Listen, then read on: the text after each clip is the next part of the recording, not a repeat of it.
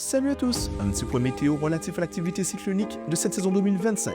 Après quelques jours d'inactivité, le bassin atlantique semble de nouveau montrer des signes de réveil. En moins de 72 heures, nous sommes passés d'une situation de calme complet à finalement 3 surveillances activées par les services du National Hurricane Center. La première zone sous surveillance se situe dans la région de développement majeur.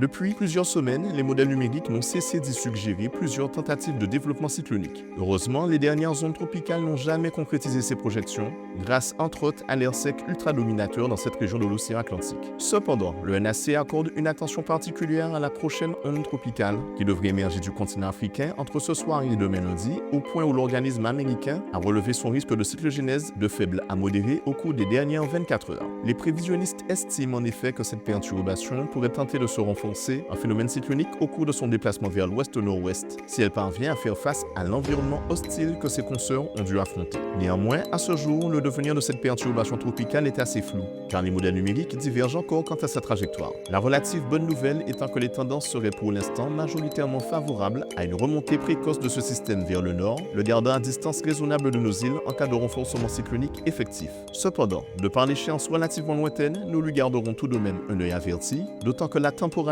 du renforcement aura certainement une influence sur sa trajectoire effective.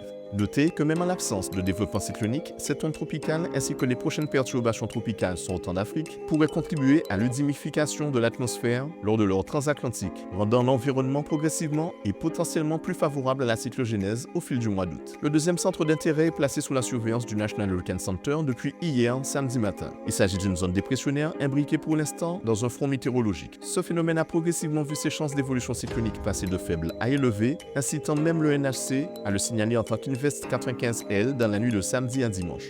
Les prévisionnistes estiment que ce système pourrait profiter des eaux chaudes du Gulf Stream pour acquérir des caractéristiques tropicales ou subtropicales au cours des prochaines heures. Il se peut même que cela soit déjà le cas lorsque vous regarderez ce bulletin. Fort heureusement, ce système se déplace vers l'est-nord-est et ne devrait menacer aucune terre habitée sous sa forme cyclonique tropicale ou subtropicale. Bien entendu, de par sa localisation et le déplacement prévu, cette perturbation ne représente aucune menace pour nos îles. Enfin, à la mi-journée, le NAC a accordé un faible risque de concrétisation cyclonique à la région située à l'est de la Caroline du Sud. Une zone de basse pression pourrait s'y former d'ici quelques jours, peut-être à partir de l'onde tropicale dont la partie active va frôler les îles du Nord ce week-end.